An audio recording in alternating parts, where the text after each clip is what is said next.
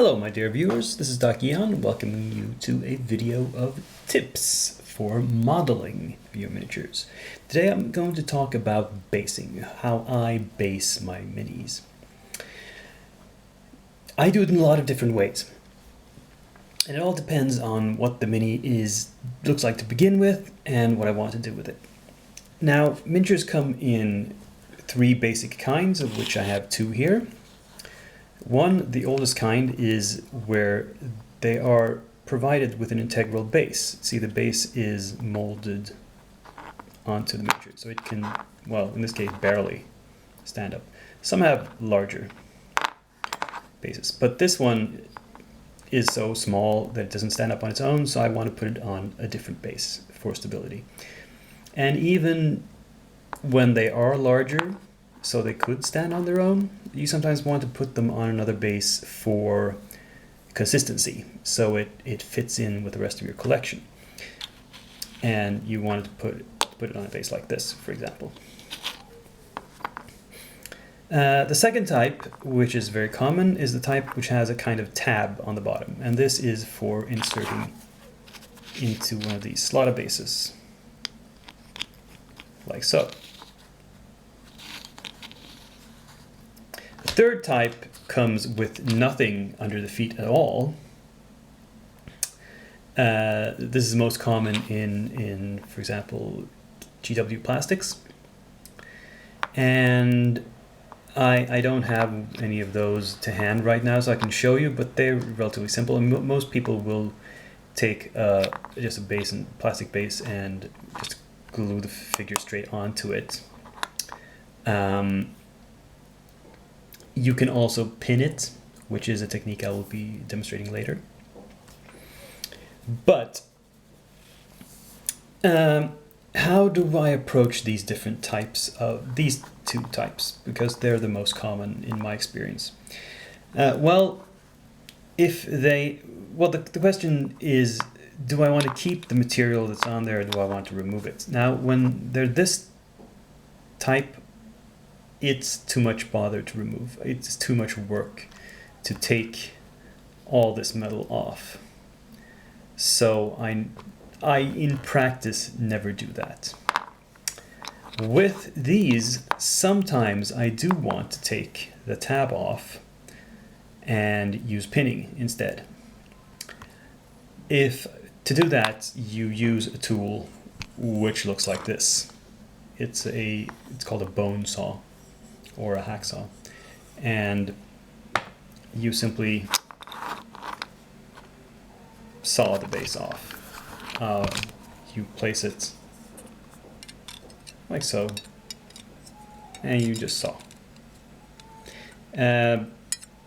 This is sometimes tricky if it isn't, in this case, the connection to the tab is very solid. Sometimes it's just the two feet which connect to the tab just a little bit, and then you have to be kind of gentle with the sawing and careful.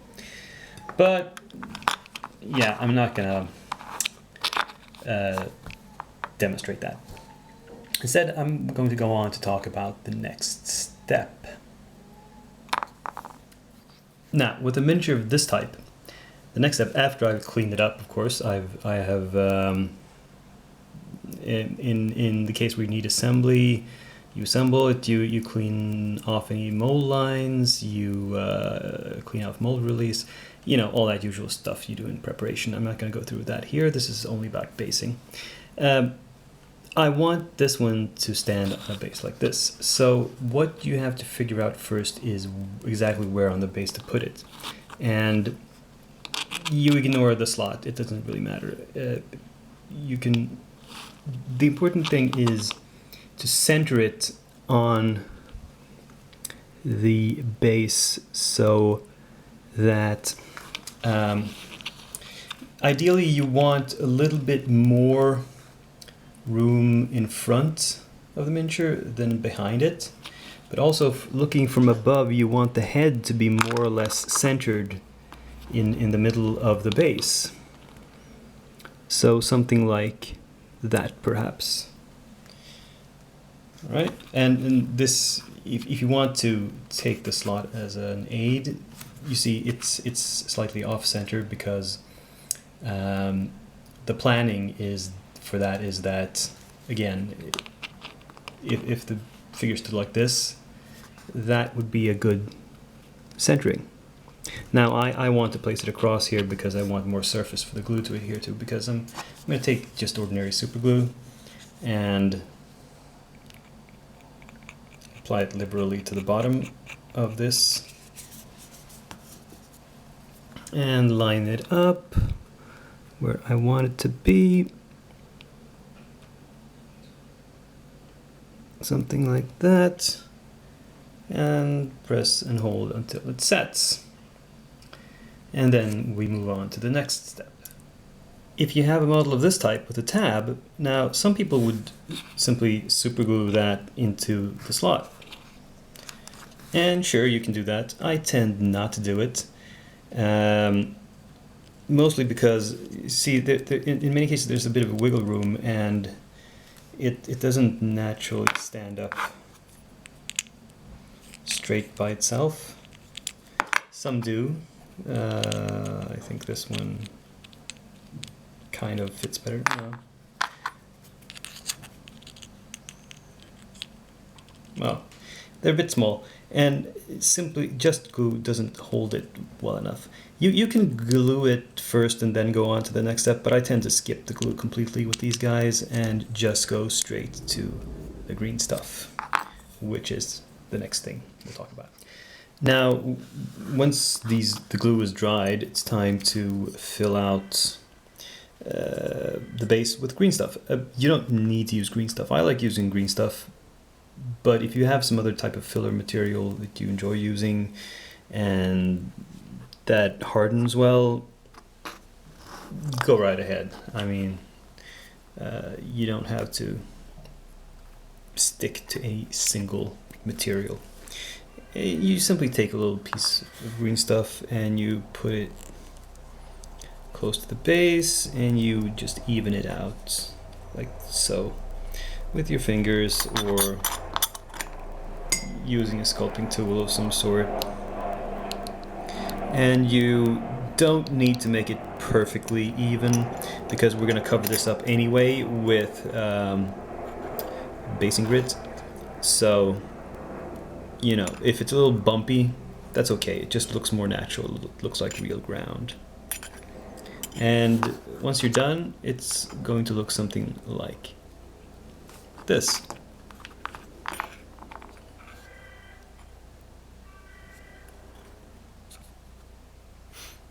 Okay, so let's move on to how to use the tabbed type of figure. Right, so with these types of guys, what I like to do is take their slot base and I put a piece of tape on the underside of the slot. This is simply to prevent spillage.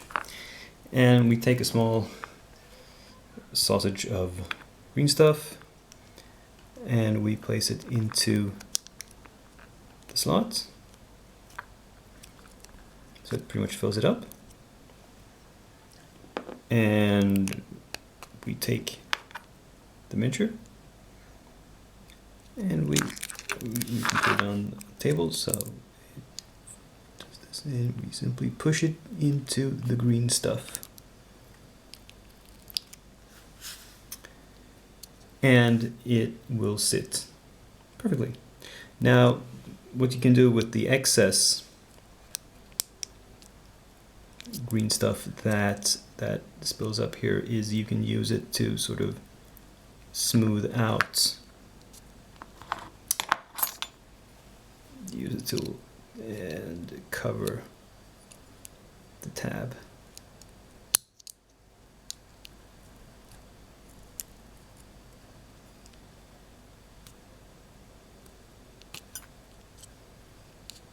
Well, you get the idea. Like with the other type of bases, we're going to put other types of basing material on top of this anyway. So we'll leave this to harden in both cases. I like to leave the green stuff to harden overnight, something like 12 hours. I don't think you need that much time, but I like to give it some time. And when it's hardened, you can strip off the tape and you have your more or less solidly based guy. You can continue continue poking at this to try to make it a little bit perfect. I am a perfectionist after all, but you get the general idea. So now the green stuff has cured and hardened. Let's go about putting some dirt and grit on it. And you can see here a couple of finished examples and some yet to do. And this is going to be how I do a basic, what I call a battlefield base, which is just dirt. Scenic bases are another matter. And for scenic bases you need to pin miniatures, but I'll talk about that at the end of this video. How do we apply this sort of stuff? Well, with something called PVA glue, which is white glue. It's known by a number of different names, but you know what PVA glue is if you're a hobbyist. I'll take some. I have a special brush that I've color-coded with white to show that it's only for white glue. And this is a synthetic brush, so it's not going to be hurt by the glue. And I've mixed up some glue, in this case with a little bit of water, just to thin it out a little bit, but you don't want to put too much water in it because you don't want it to run off the base. You want it to stay on the base here, and you want to be able to control it so the paint doesn't run, for example, onto the feet of the miniature. You don't want that. You want to keep it just outside the feet, but still go up to the edge and to the edge of the base. And you don't need to hurry here. I mean, this stuff takes a long time to dry, which is the reason the prep like this takes a long time, but we'll talk a little bit more about that. So, putting this away, I have here two grades of a product called Basing Grit. This is the stuff from, in this case, from GeForce 9. This is the fine and the super fine. What I like to do these days is to take a little pinch of the fine and just sprinkle it on around here, so it covers a part of the base. You can see here it's not covering all of it. Okay, put that aside, and we take the even finer grade and we cover the entire base with this.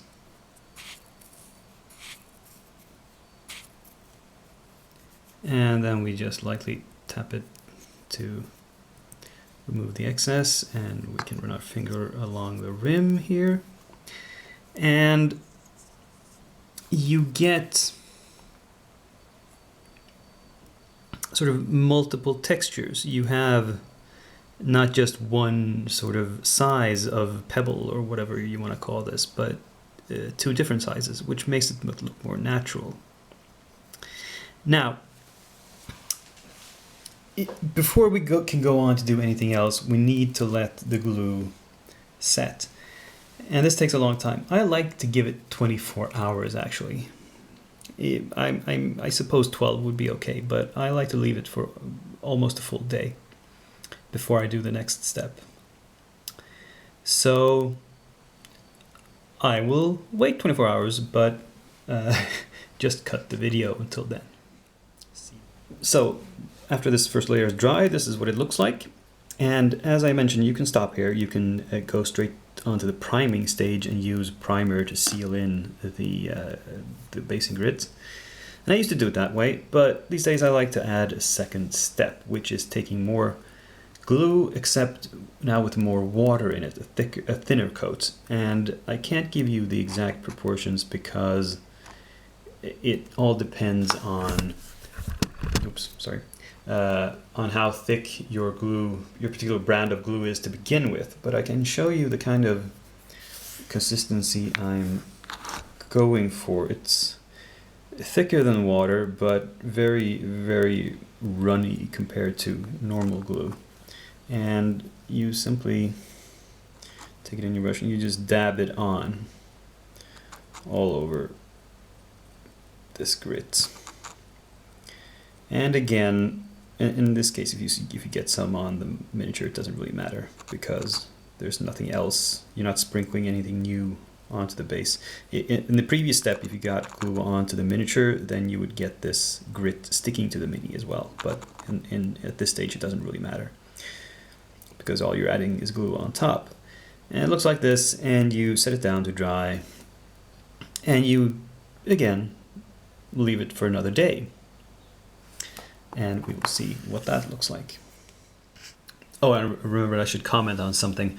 Why the long drying times between each coat? Well, you will realize why if you ever try to rush it, because if you apply the second coat too soon, what will happen is that all the water in this second coat will reactivate the glue in the first coat, and everything will come running off. You will just wash off the grit you placed there.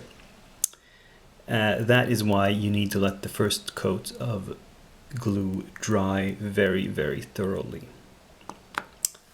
So now I'm going to let this second coat dry. And another day has gone by and the second coat is dried. I'm not sure how well it comes across on the video, but to the eye at least it's obvious that there's kind of a glazed look on top of the grit now. And that is the extra glue sealing it in. So now all that's left is to prime and paint these miniatures as normal. And that concludes how you prepare a standard battlefield base. Let's have a look at some options. As promised, I'm going to end this by talking briefly about the third method of preparing a miniature for base, which is pinning. This is a miniature which had a tab for a slot, but I have sawed and filed it off and inserted a pin into his foot. This is a very long pin. This is because I like to, when I have these, I stick them into a cork to work with them. Like, for example, this one here. See, she's standing up pin. When she is this model is complete, I will take it out of the cork and I will cut the pin down to a reasonable length for attaching to a base. Now, this is what I mean by scenic bases. A scenic base is simply a more complicated base than a normal battlefield base. And you can go about those in a lot of different ways. I'm going to show you 3 ways to do it. Possibly the simplest way is to just buy a base. This is a pre-cast plastic, in this case, base. They're more commonly available in resin. And all you have to do is paint them. This is an example of a base made with a basing stamp, which is a kind of a resin mold sort of thing. You apply some green stuff to the top of your base and you just press it and it leaves a pattern, and then you paint it. Finally, you can make sort of a scenic base from scratch. This is done with some cork and some basing grit. A very simple case of it, which I'm going to tie. I did this base simply because the miniature I planned for it, I just wanted to raise it a little bit above ground level, but I didn't have any huge plans for it otherwise. So, yeah. That is the conclusion of that. I just want to leave you with a small caveat, namely that everything I've told you in this video is what I do right now at this moment in time. My techniques for doing this stuff have evolved over time, and they will continue to evolve. I mean, a year from now, I will probably be doing a few things a little bit differently, so you should not take anything I say as the letter of the law.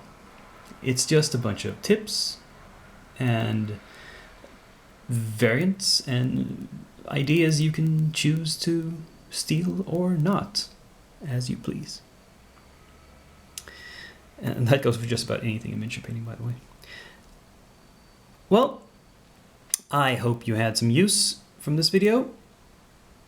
If you did, click like and perhaps leave a comment. In any case, I will see you in the next video. So until then, this is Dakian signing off.